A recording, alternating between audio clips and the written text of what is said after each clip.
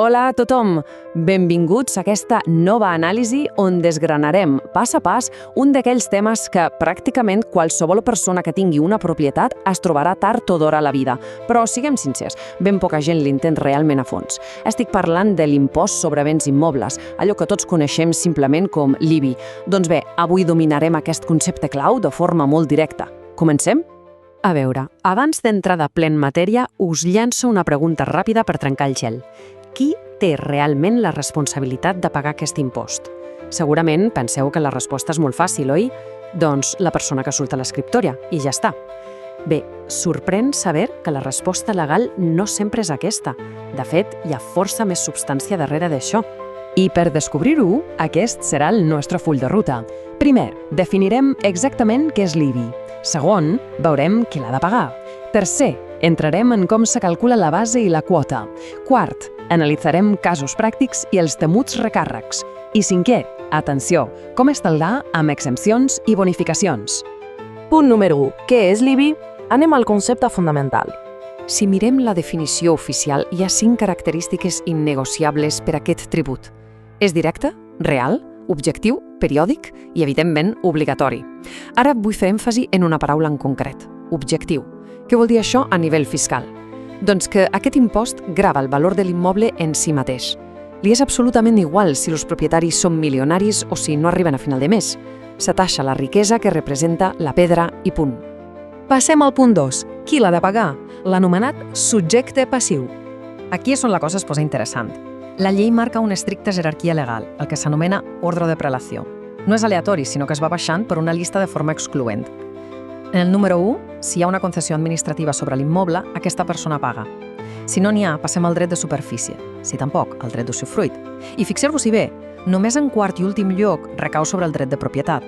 És a dir, si teniu un pis en propietat però n'heu cedit l'usufruit a algú altre, és aquesta altra persona que ha de pagar l'IBI. Sorprenent, oi? Secció 3. La base i la quota. Sí, toca parlar de números. Tranquils, que és un procés molt lògic. És veure com un valor abstracte es converteix en els diners que surten del compte bancari. Penseu-hi com en un embut de 3 passos.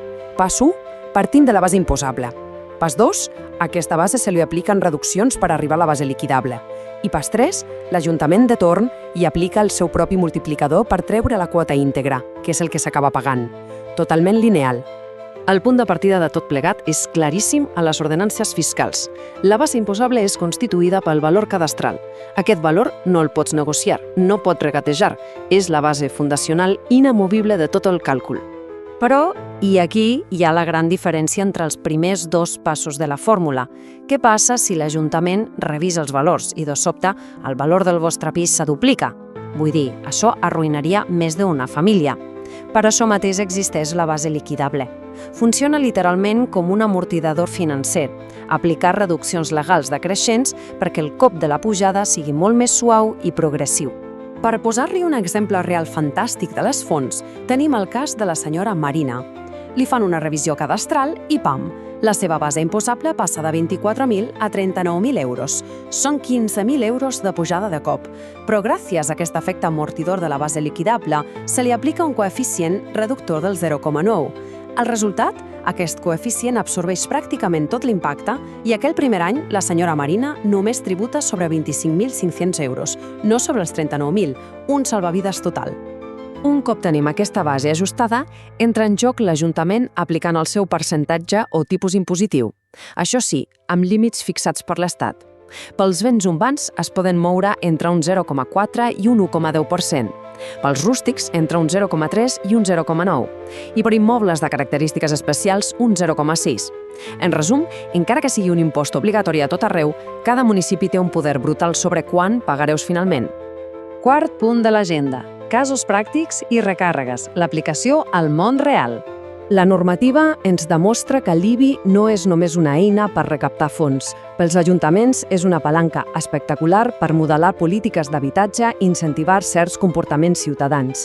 I compte, que quan volen castigar ho fan de valent. Atenció a aquesta xifra, un 50%. I no, no és cap descompte.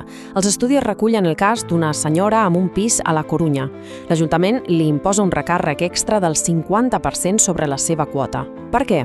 Només pel fet de tenir l'immoble buit. desocupat de forma permanent.